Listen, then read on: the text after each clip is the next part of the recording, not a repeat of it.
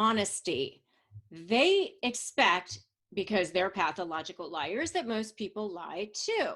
They really just expect that everybody else is just as bad as they are. They don't understand what it's like to be a normal person. They've never been one, so they don't get that. They don't get that people out there actually have integrity. They understand the concept of it, but they just really don't believe that anybody else has it. So if you're just brutally honest with them, it kind of stuns them and they're not exactly sure what to do with that.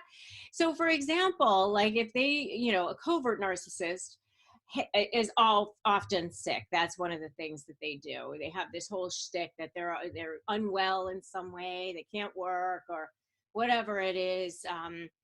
There's always some reason to feel sorry for the covert narcissist.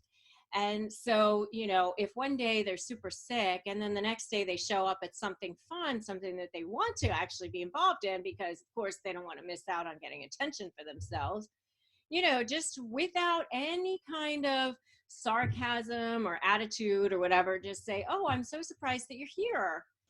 You said you were so sick yesterday." And you have to be careful, because if you say with any kind of tone whatsoever, they're like super sensitive. They can, they can sense it no matter what level of sarcasm it is. They'll feel it, they'll sense it, even if it's not there. They might think it's there. So just make sure you're really saying it like as if you're reporting the news. I always say, like, just the facts, ma'am, right? Just, "Oh, I'm surprised you're here. You said you were so sick yesterday." They won't know what to do with that. So brutal honesty is number one. Okay, number two is pushing back.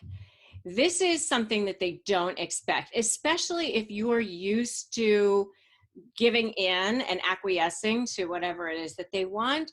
They will be really surprised, and it will make them panic if you push back against them.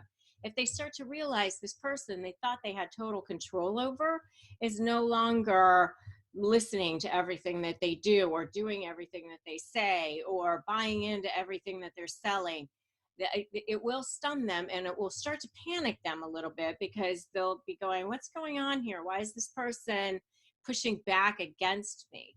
Something like that. Okay. So that's number two. Okay. And number three is exposing them.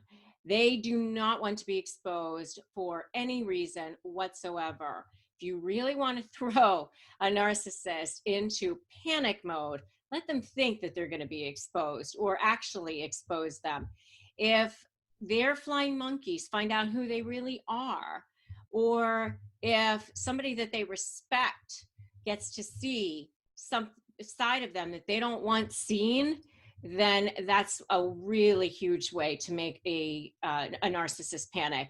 So for example, in a mediation situation, if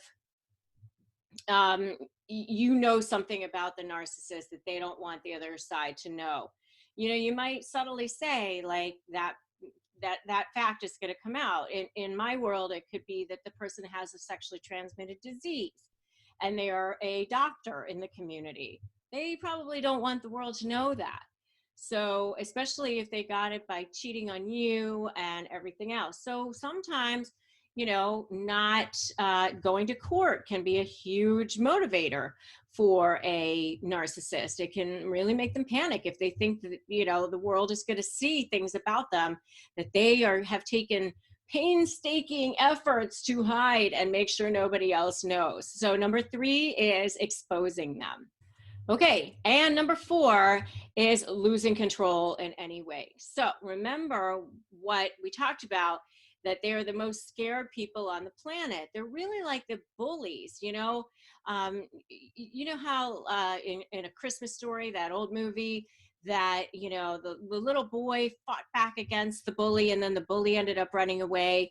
You're really just figuring out what their level is. And they're doing the same thing to you, by the way. So every time you push back a little bit against them, they'll act up even more. They'll